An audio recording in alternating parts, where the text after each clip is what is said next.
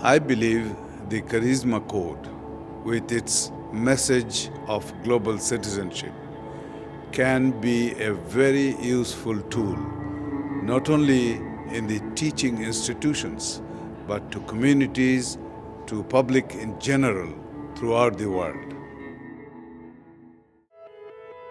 I'm Robin Soul Lieberman, and I'm the author of the Charisma Code, Communicating in a Language Beyond Words.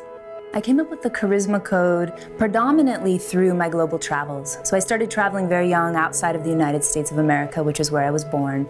And my first experience was at 16 years old in a Maasai village in Kenya. And I remember coming back from that experience and thinking to myself, how is that possible that I had more profound connections with some of those people in the Maasai village who don't even speak my same language than I do at my high school. And that led to a great appreciation for other cultures and communication between people that were very different than themselves. Later, as I grew into an adult and a professional adult and working within corporations and getting involved in politics, I started seeing that there was a great need, actually a threatening need for a communication between people very different than themselves.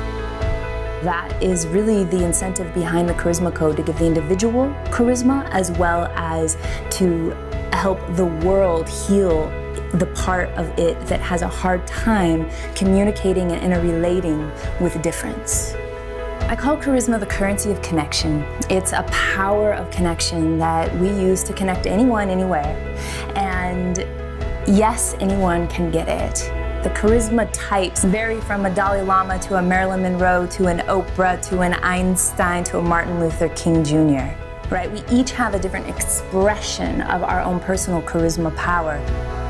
Anybody who's in business today, specifically international business, or leaders who are growing into global leadership, need to know how to speak to people that are different and connect. We all do, and it's just as simple at that higher level as much as it is at home with our families, and being able to connect and collaborate with a child who may not be like its parents.